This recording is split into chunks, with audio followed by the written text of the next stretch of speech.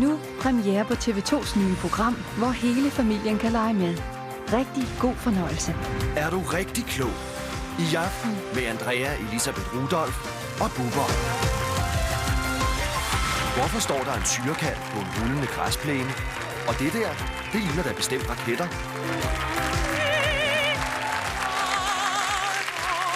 Opera. Hvordan kommer opera ind i billedet? Til at tage hånd om både spørgsmål og svar, har vi de to skarpeste knive i TV2-skuffen, Lasse Remmer og Henriette Honoré. God aften og velkommen til Er du rigtig klog? Programmet, der søger svar på de spørgsmål, vi går og stiller os selv hver eneste dag, og de spørgsmål, vi ikke har fantasi til selv at finde på. Hver eneste uge får vi besøg af to kendte gæster. Dem tager du dig af, Henriette. Ja, og for at det ikke skal blive ved snakken, så vil vi her i studiet lave en hel masse spektakulære, flotte, spændende og til tider småfarlige forsøg, og dem står du for, Lasse. Ja, men aldrig nogensinde uden mit korps af uundværlige og altid kompetente assistenter. Vi skal i gang.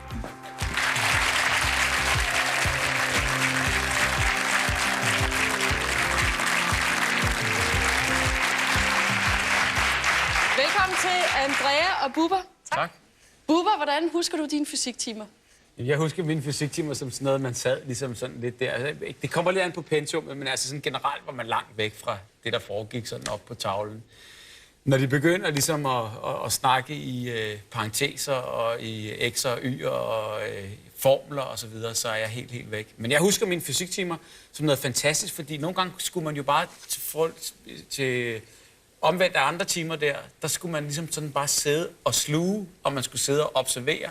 Og så kan jeg huske, det var fysiklæreren, der simpelthen bare blev mere og mere svedig, og krøllerne røg længere og længere ned i panden på ham. Det var Høgelund, hed han. Og han skulle have de der forsøg til at virke.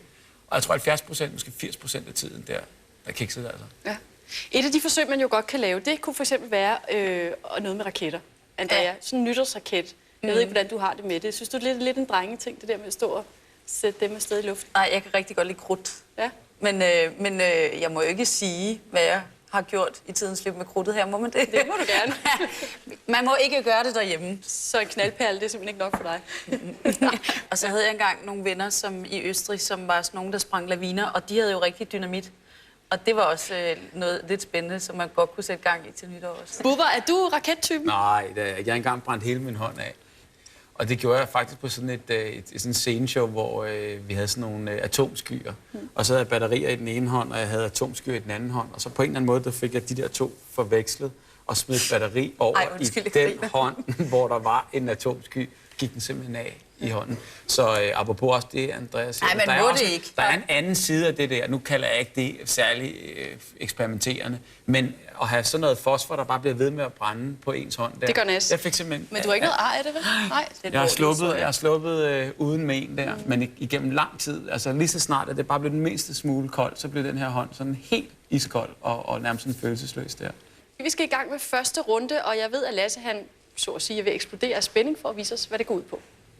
Ja, for menneskeheden har jo alle dage været fascineret af ideen om at kunne sende ting langt ud i det ydre rum. Teleskoper, satellitter, svigermøder.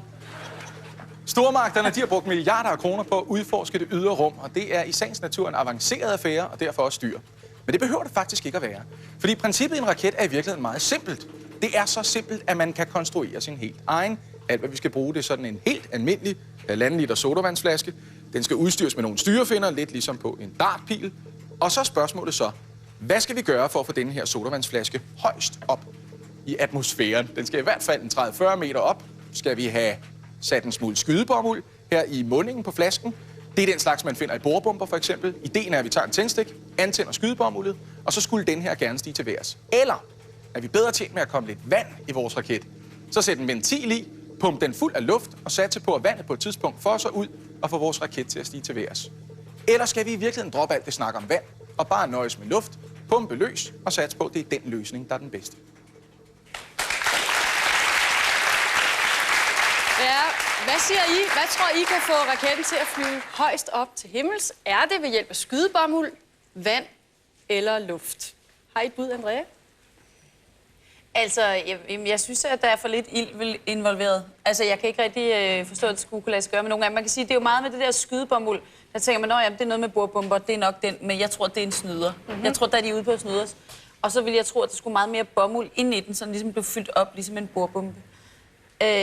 Men ja, og det med luft... Nej, jeg tror måske, at det godt kunne være vand for noget med tryk. Det mener du? Ja. Den sætter du dig på? Selvom at det ville jo være dumt, hvis der kom vand ud over det hele. Men ja, det tror jeg faktisk. Ja. Bubber, hvad siger du? Jamen, altså, jeg ved det ikke. Jeg har da prøvet også at skille sådan en bordbombe ad. Jeg har aldrig set noget skydebomuld. Sådan generelt der. Men selvfølgelig med en tændstik, som Andreas siger, det er det, der også lidt mangler. På den anden side, så tror jeg, at det der vand der, det er jo også noget med undertryk og overtryk og så videre. Og der har jeg da bare fornemmelsen, at jeg tror i hvert fald, det bliver for tungt med det vand, der i hvert fald er i den der, til den kan flyve 30-40 meter op. Men det ryger ud. Ja, men jeg tror bare, altså luft kan gøre det. Luft kan gøre det. Jeg holder på luften. Lasse, vi har 2 gæster, der mener, det enten er vand eller luft. Hvad er det rigtige svar? Jamen, så kan vi jo lige så godt lægge ud med den af løsningsmulighederne, som ingen købte. Jeg får brug for et par af de her briller, fordi nu skal vi have gang i, ja, om ikke fyrværkeriet, så i hvert fald det lidt antændelige her. Det her, det er skydebomuld, altså det, man finder for eksempel i bordbomber. Og lad os se en gang, om det er det, der er tricket. Ja! Yeah. Det kan godt være, at det gik for stærkt til, at jeg opdagede det, men det var ikke særlig højt, den lettede, den her. Det her, det kan højst blive til et godt festtrik, hvis man har ham den altid berusede onkel, der i forvejen har et dårligt ryg til familiefesterne. Så det er altså ikke det, vi skal have fat i. Bubber foreslog, at vi måske skulle nøjes med helt almindelig luft, og tanken er ikke helt dårlig, fordi det kan jo være, at man, ligesom vi alle sammen kender det fra en ballon, kunne slippe afsted med at pumpe så meget luft i den her raket, at den flyver en 30-40 meter op. Vi kan da prøve en gang i hvert fald. Værsgo.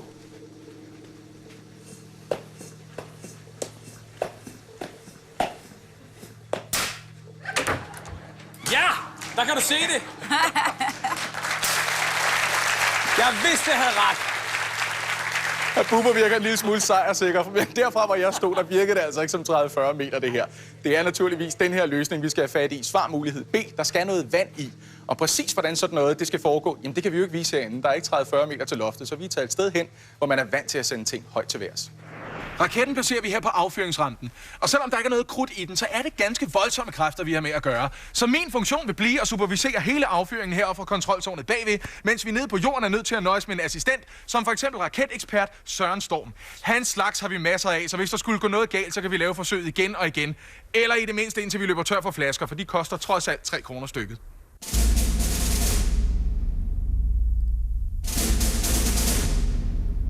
Klar til affyring. 10 9 8 7 6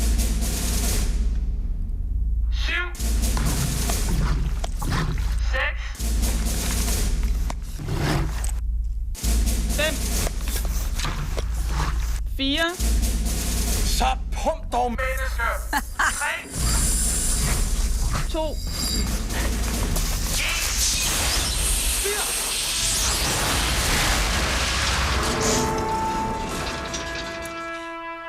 Sejt. Jamen, det er ikke den. Det er ikke den.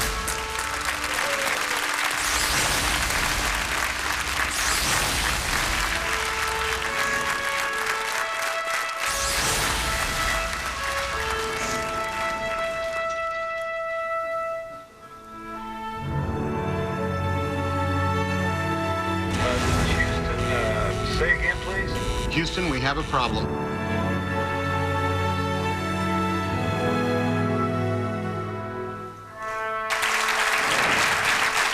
Jeg tror nok, vi er nogen, der er glade for, at vi valgte, at den første opsendelse her, den var ubemandet. Men det virker som om, det her det var det rigtige princip, og nu skal jeg prøve at forklare, hvorfor. Det er en god idé at sørge for, at der er vand i her. Fordi når trykket bliver stort nok heroppe i luftdelen af raketten, så skubbes vandet sammen med ventilen ud af raketten, og så sendes raketten til himmels med en impuls, der svarer til den kraft, vandet skubbes ud med. Og her gør det en forskel, at vandet det vejer meget mere end luft. Det vejer cirka 1000 gange mere. Og derfor er det altså ikke nok, der bare er luft i raketten. Der er folk, der kigger på sådan en flaske og siger, den er halvt tom. Andre siger, den er halvt fyldt. Jeg siger, hey, det er da en raket, det der. Ja, det rigtige svar var altså B. Det var vand, der var det rigtige brændstof. Andrea, det havde du gættet. Du får 1 point. Det vil sige, at stillingen her efter første runde er 1-0. Se, nu er det ikke kun herinde i studiet, at vi skal have lov at gætte. Vi vil også gerne lægge et spørgsmål ud til jer derhjemme. Spørgsmålet i aften går ud på, at de fleste af os jo på et eller andet tidspunkt nok har haft sådan en her. En hoppebold. Men kan man få et æg til at hoppe, og i så fald, hvordan gør man? Lægger man ægget i eddike, Er det rigtige svar, så skal I sende en sms med teksten klog A til 1234. Mener I derimod, at det rigtige svar er, at man ruller ægget ind i tape, så skal I sende en sms med teksten klog B til 1234. Svarer I rigtigt på spørgsmålet, så deltager I samtidig i kapløbet om 10.000 kroner, og det rigtige svar, det giver vi jer senere i programmet.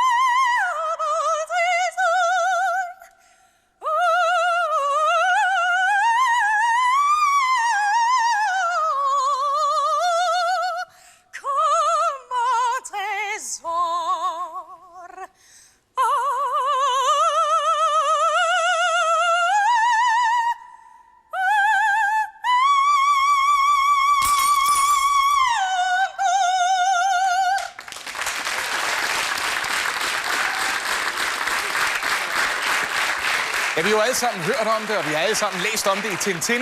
Et glas sprænges af en enkelt tone. Men kan det overhovedet lade sig gøre, eller er det en myte på linje med den afskyelige snemand? I det her tilfælde, der må jeg godt indrømme, at der havde vi snydt en lille smule. Det var altså ikke kongelig operasangerinde Mette Gråsbøl, som fik det her glas til at sprænges. Nej, vi var nødt til at tage det her til hjælp. Ja, jeg ved det godt. Det er lidt skuffende. Men læg lige mærke til det her. Jeg siger ikke, at det ikke kan lade sig gøre. Men jeg siger heller ikke, at det kan lade sig gøre. Alt, hvad jeg siger, det er bare, lige her, der havde vi snydt. Så spørgsmålet er det en myte, eller kan det lade sig gøre? Spørgsmålet her i anden runde går på, kan man ved hjælp af en enkelt tone få et glas til at sprænge? Ja eller nej? Det tror jeg. Hvorfor tror du det? Jeg tror på det. Jamen, jeg mener bare, altså, nogle gange så overgår virkeligheden fantasien. Og jeg tror på, jeg tror ikke, at man kan gøre det hver gang, og jeg tror ligesom, at der er et eller andet med, at det er sikkert heller ikke alt glas, der sprænger på den måde der. Men jeg tror, hvis den rigtige kombination er der med det hele, så kan lyden helt utrolige ting. Mm. Så jeg tror på det. Du tror på det? Ja. Har du læst Tintin? Ja, jeg har nemlig så. Ja. Madame Castafiore. Ja, præcis. Men, og der sprang alt jo på nær professor Tony Sols briller, kan man sige. Fordi det var lige det, jeg ville tænke, at hvis nu man inviterer folk i operan, så kan man jo ikke sige, der står ikke sådan noget advarsel, tag brillerne af, inden du går ind i studiet. Det kan være livsfarligt. Glasøjne. Ja, præcis. men jeg har jo aldrig set det i virkeligheden, så på en eller anden måde tror jeg faktisk lidt, det er en skrøne. Men lyd på den anden side kan jo også være så sindssygt høj, men opera synes jeg måske bare ikke er højt nok til, at det kan sprænges. Så jeg tror måske, det bliver et nej fra min side. Ja, nu behøver det ikke at være opera, Andrea. Det kan bare være en tone. Nå, okay. Nå, så tror jeg, at toner kan få glas til at sprænge. Det tror jeg faktisk næsten. Vi har to her, der siger ja. Lasse, hvad siger du?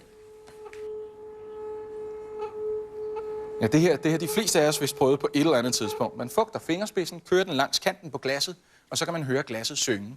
Det, der sker, det er, at med spidsen af ens finger sætter man glasset i svingninger. Og den tone, man kan høre, når glasset synger, det er det, man kalder glassets egen frekvens. Hvis man udsætter et glas for en tone, der svarer til glassets egen frekvens, så går glasset i svingninger, og man taler om, at der opstår resonans. I resonanstilstanden, der kan glasset overføre mere energi fra lyden til svingningerne i glasset. Og det, vi har stående her, det er det, man kalder en tonegenerator. Om et øjeblik, så vil min assistent forsøge at finde den tone, der stemmer overens med egenfrekvensen for lige præcis det glas, vi har placeret her foran højtaleren. Vi har sat en fjerde let pind lige i glasset, og den skulle gerne begynde at bevæge sig, så vi kan se præcis, hvornår vi rammer egenfrekvensen. Og vi kommer altså til at skrue op for lyden her, så jeg skal bede alle om at forsøge at beskytte deres ører. Jeg har alle sammen fået nogle ørepropper, og det er altså nu, man skal have dem på, fordi det her, det bliver højt. Værsgo.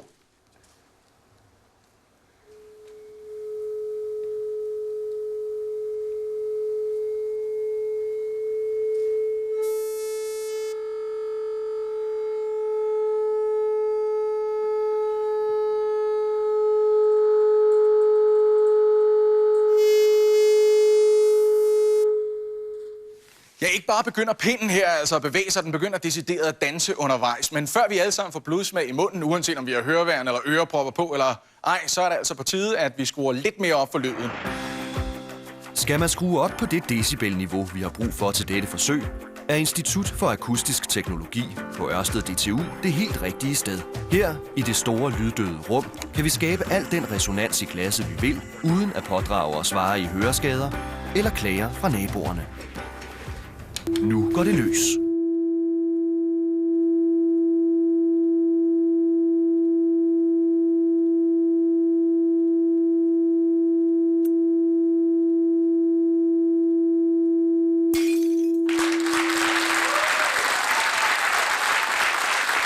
Ja, sådan ser det altså ud. Glasset, det bliver sprængt, og det synes jeg er et ret sjovt syn, men der skal altså skrues en del op for volumen. Så ja, man kan sprænge glas ved hjælp af en enkelt tone, og i teorien, så kan det også godt lade sig gøre med den menneskelige stemme. Det er faktisk lykkedes for mig engang at smadre 48 glas. Jeg stod på en karaokebar, jeg var lige kommet i gang med et Dolly Parton-nummer, og så kaster folk, hvad de har i hænderne for at dække ørerne. Ja, det kan man jo så godt forstå. Det rigtige svar var altså ja, og det gættede både Andrea og Bubber. I får 1 point hver, så stillingen her efter anden runde er 2-1. Tidligere her på aftenen, der satte vi et spørgsmål ud til jer seere, som gik ud på, hvordan får man et æg til at hoppe. Tror I, det er ved at lægge det i eddike, så skal I sende en sms med teksten klog A til 1234. Tror I derimod, man kan vikle ægget ind i tape, og så få det til at hoppe, så skal I sende en sms med teksten klog B til 1234. Svarer I rigtigt, deltager I samtidig i kapløbet om 10.000 kroner, og det rigtige svar, det giver vi jer senere i programmet. Vi skal i gang med 3. runde, og det kan jo være, at I har prøvet det før. I har smurt en dejlig madkurv, I har taget kassen i hånden, og så er I kørt ud i Guds frie natur for at nyde hinanden og den dejlige mad. I kommer til en dejlig lille eng, og vil gerne ind på den. Der er bare lige det, at der er et hegn omkring. Og hvad gør man så, Lasse? Ja, nu sidder der nok alt for mange mænd og tænker, at der er en helt naturlig måde at tjekke det på. Og måske også en enkelt dumdristig kvinde eller to. Men det er ikke nogen god idé at tisse på et elektrisk hegn. Så er det sagt lige ud. Det har en masse ubehagelige bivirkninger, det gør ondt, og det kan føre til polkadans og falsetsang. Der er ikke nogen grund til at gøre det. Lad mig lige forklare, hvordan et elektrisk hegn fungerer, så vi kan blive en lille smule klogere på det. Det fungerer omtrent ligesom et batteri. Der er en pluspol, og der er en minuspol.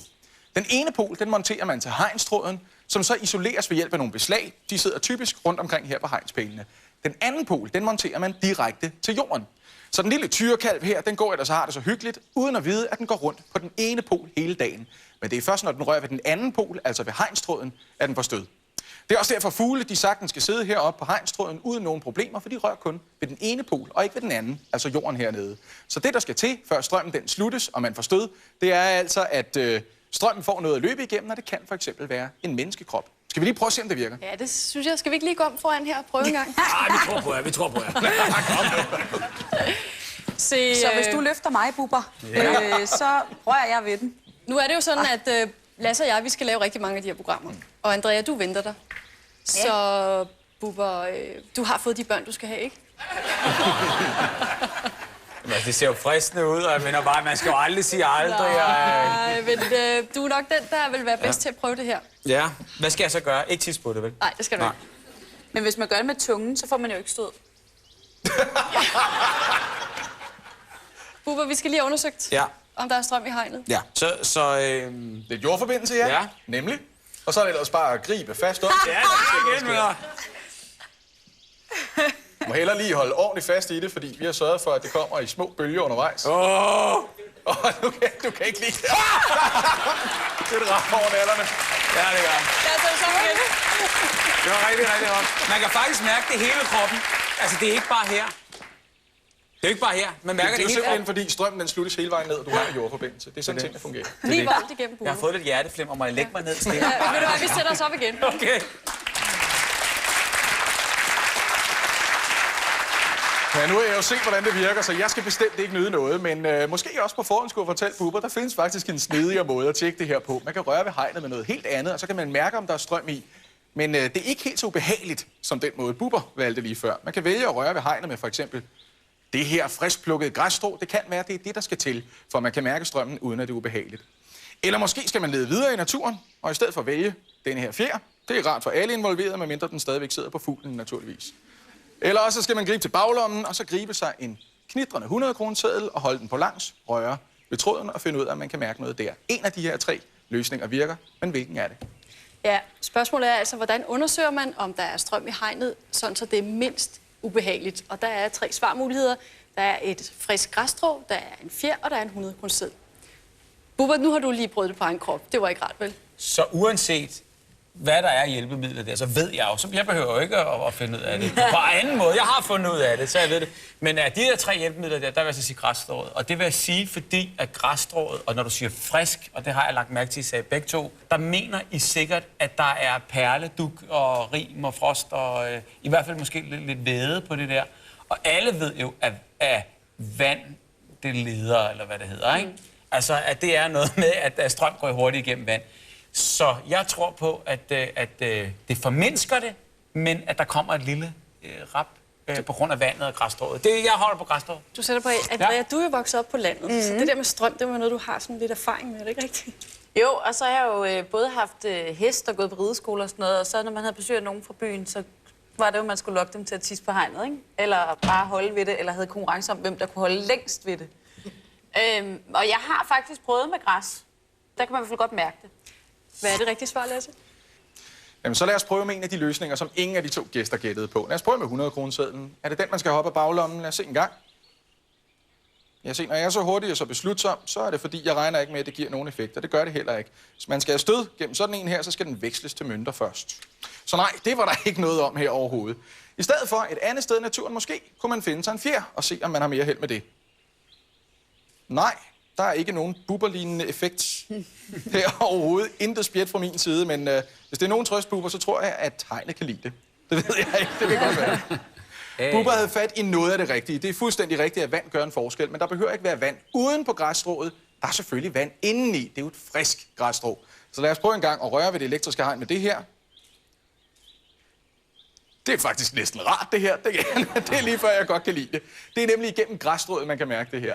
Fordi der er vand i det her græsstrå, men til gengæld er modstanden så voldsom i det her græsstrå, at man stort set ikke kan mærke det. Det bliver aldrig nogensinde ubehageligt. Og det er måske derfor, at man ofte kan se landmænd rende rundt med et græsstrå i mundvigen. Det ser også lidt bedre ud, end at rende rundt med gylden åben.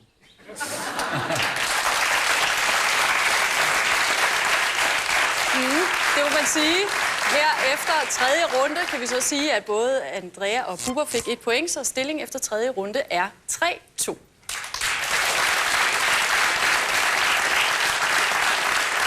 Det går altid galt for mig til sidst, Bubber. Det gør ikke noget. Nu er det ikke længere muligt at sende sms ind til det spørgsmål, vi stillede i aften om, hvordan man får et æg til at hoppe. Men inden vi afslører det, skal vi lige høre fra vores 2 gæster. Hvad tror I er det rigtige svar? Får man et æg til at hoppe ved at putte det i eddike, eller ved at vikle tape om det, Andrea? Ja, jeg tror eddike. Og jeg har ikke nogen forklaring på, hvorfor. Men jeg tror, at det er bare fordi, jeg tænker, hvordan har man fundet ud af det? Altså, er der nogen, der sidder og leger med æg og en rulle tape? Det tror jeg sgu ikke rigtigt på. Altså, og så...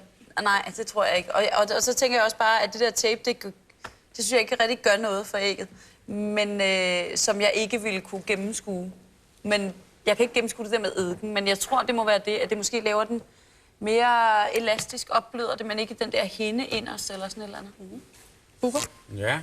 Altså, jeg tror også, at eddike, det er jo det der med, det er sådan en gammel husmortrik, ikke? På en eller anden måde, ligegyldigt hvad, så kan man jo få kalk, eller man kan få alt muligt til at gå væk med sådan noget der. Der er jo kemi i det. Og jeg tror da også bare på, at måske så kan det et eller andet med at måske lade ægget blive mere massivt, så det ikke rigtig går i stykker, eller i hvert fald så det kan bounce på en eller anden måde. Så jeg har også fornemmelsen, altså i hvert fald hælder mere til det end tape. Hvad siger du, Lasse? Jamen, så lad os da forsøge os med det æg, som vi har viklet ind i tape. Det ser jo ikke ligefrem ud, som om det er beskyttet mod stød, og jeg tvivler ærligt talt også på, at det kan hoppe. Men lad os prøve en gang. Der sker ikke det helt store. Det virker tværtimod, som om det falder tungere, end det nogensinde har gjort. Så vi skal altså have fat i ægget, der har ligget i eddike. Og faktisk er ordene nærmest blevet taget ud af min mund, fordi vi er inde på noget af det helt rigtige. Eddike, det er rigtig godt imod kalk. Og sådan en æggeskal, den er lavet af kalk. Det er ligget i over et døgn, og lad os se, om vi ikke er heldige og kan slippe afsted med at få det her æg til at hoppe en lille smule. Så er vi jo. Det har noget at gøre med, at i det her tilfælde er kalkskallen altså opløst. Men den beskyttende hinde, der ligger indenunder kalkskallen, den er der stadigvæk. Og det kan holde til lidt af hvert, skulle jeg ellers sige det her.